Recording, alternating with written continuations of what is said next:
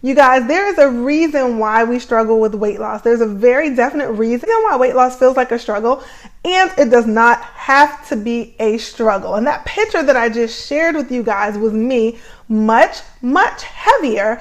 And there was a reason why I was that heavy, and there was a reason why I struggled to lose that weight, and there was a reason why even after I lost the weight and got into decent shape, why I was losing and gaining the same 15 to 20 pounds over and over and still felt like it was a huge, huge struggle.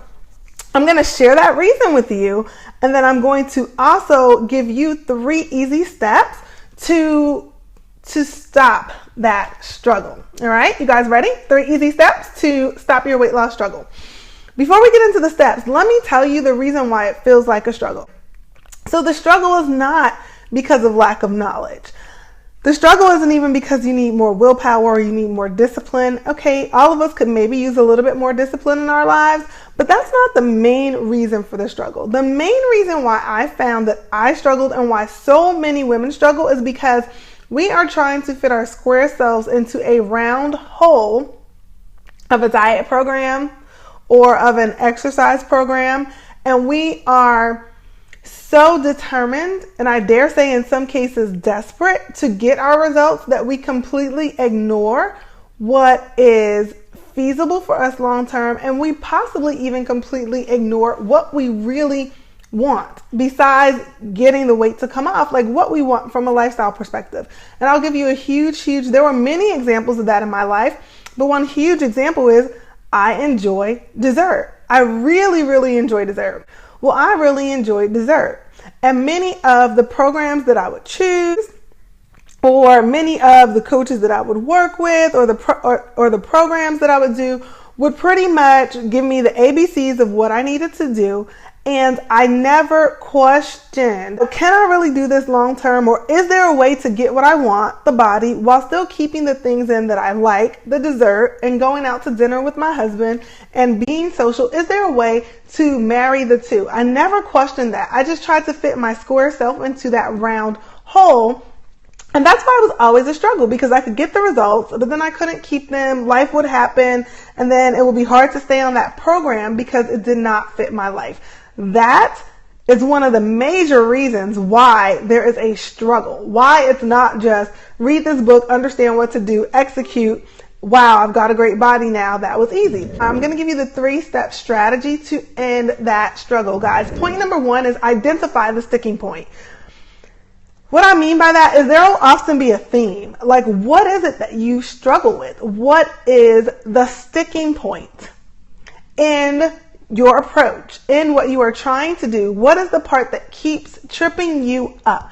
Identify that sticking point, because if you never know what it is that is tripping you up, other than just believing that you need more discipline or you need to try harder, if you never understand what the sticking point is, then I submit to you that you will keep trying, butting up against that sticking point, using willpower, eventually caving and giving in, and then starting over and over again. So rather than tell yourself that you need to try harder, or rather than repeating the same thing over and over and hoping that it will be different the next time, identify the sticking point.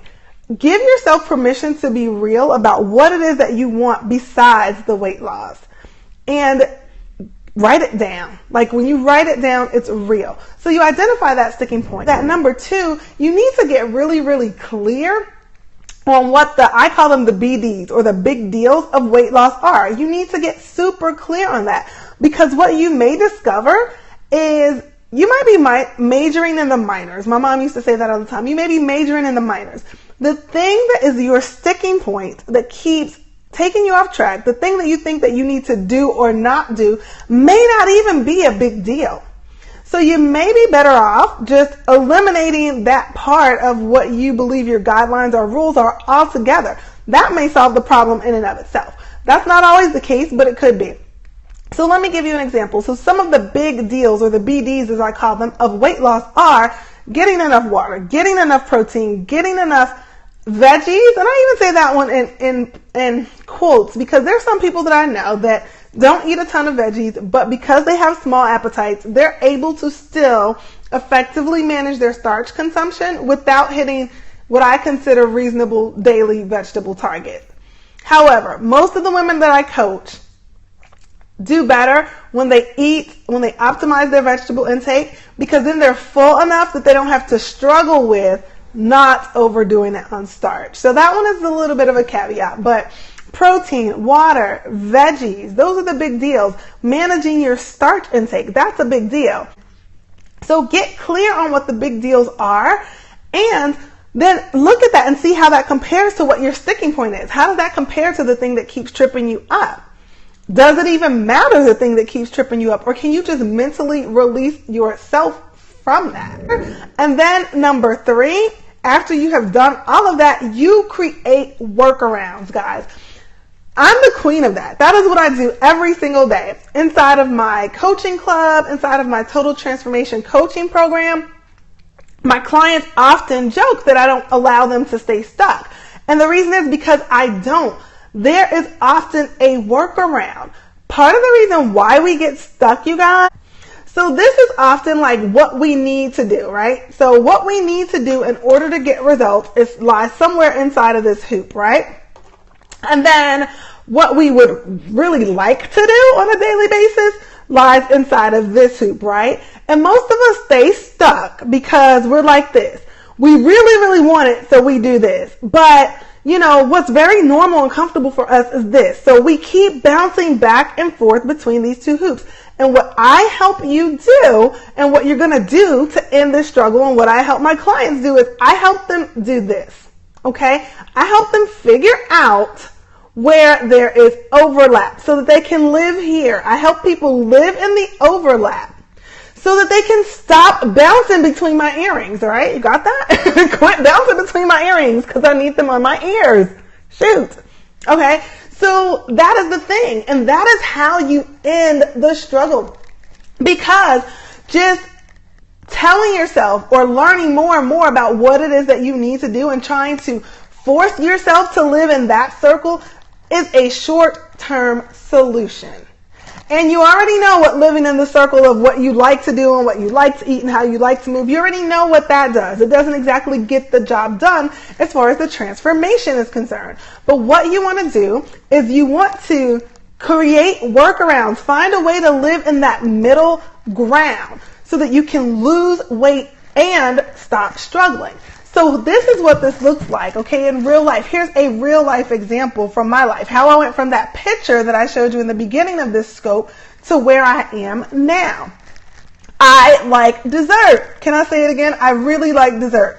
If you're going to send me something, I really like brownies, okay? So I really like dessert, and I tried for years giving up dessert, and I would give up dessert for periods of time and get all ripped and shredded, and it was great, but I was miserable because I wanted brownies. So then I would eat all the brownies, and I would get fluffy, and things would start to, my curves would relocate, right? My curves would go to the wrong places, and then I would give up brownies, and I would keep bouncing back and forth until light bulb moment. How can I have brownies and still stay in shape? And I'm not talking about schedule a cheat meal on the weekend and do that once. Like that, to me, that is not a long-term strategy. So what I did is I said, okay, let's see. What is the problem with a brownie? Why can't I eat brownies every single day and stay in shape? Oh, too much starch and too much sugar. Well, is there anything else in my diet that I can maybe cut down on or cut back on days when I want to eat brownies so that I can eat brownies and still stay in shape? Aha, starch. Okay, well, if I go out to dinner and I know I want to have dessert, then rather than get, you know, the piece of fish and the baked potato and the veggies and then cry over the fact that I want dessert, how about I just skip the baked potato? How about I just do fish and veggies? And although, you know, sharing a brownie with my husband doesn't have the same nutrients as a potato, from the standpoint of losing the weight, still gets the job done. And there's no struggle there. There's no deprivation there, right? So that's how you do it, guys. That's my 3-step strategy for how to lose the weight and how to do it without it being a struggle.